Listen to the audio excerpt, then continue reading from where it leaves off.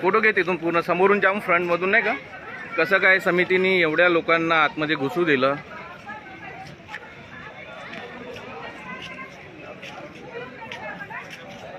समितीला येऊ द्यायचं.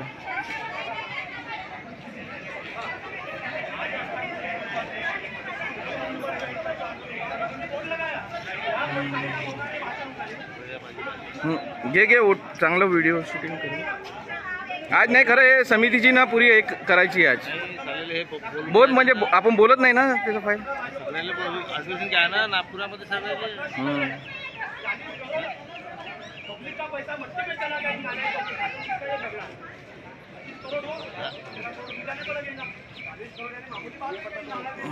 किती लोकांना परमिशन दिली यांनी, समितीने किती लोकांना दिलं.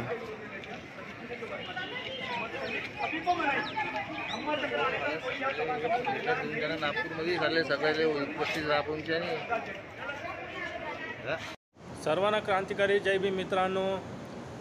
काल एक व्हिडिओ सोशल मीडियावर मोठ्या प्रमाणात व्हायरल होतोय. नागपूर येथील जी आपली दीक्षाभूमी आहे त्या दीक्षाभूमी येथील जो एक व्हिडिओ आहे त्याच्यामध्ये एक व्हिडिओ व्हायरल होतोय. त्याच्यामध्ये असं सांगितलं जातं आहे की नागपूर येथील जी दीक्षाभूमी आहे त्याच्यामध्ये RSS ह्या संघटनेची काहीतरी मीटिंग झाली असा, आणि ती मीटिंग कशा संदर्भात होती त्याचे काही स्पष्टीकरण झालेलं नाही, पण तो असा व्हिडिओ व्हायरल होतो आहे. तर यामध्ये काय सत्यता आहे, खरंच दीक्षाभूमीमध्ये RSSची मीटिंग झाली होती का, याचं काही उलगडा अजून झालेला नाही. आणि तेथील जे नागपूरमधील काही भीमसैनिक किंवा सामाजिक कार्यकर्ते असतील ते नक्कीच याचे स्पष्टीकरण देतील. हा नक्की व्हिडिओ तिथला होता का, RSSची मीटिंग झाली होती का, या संदर्भात ते नक्कीच पाठपुरावा करतील आणि आपल्याला सोशल मीडियाच्या माध्यमातून माहिती पाठवतील.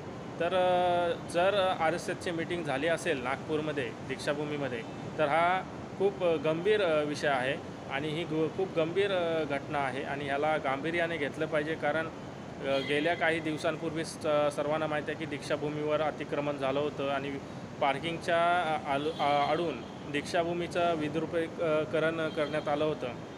तर याच्यामध्ये हात कोणाचा आहे किंवा RSS नक्की काय दीक्षाभूमीवर करत आहेत याचा सर्व भीमसैनिकांनी पाठपुरावा केला पाहिजे, तरच दीक्षाभूमी वाचणार आहे. अन्यथा काही दिवसांमध्ये दीक्षाभूमी RSSच्या ताब्यात जाणार ही भीती निर्माण होणार आहे.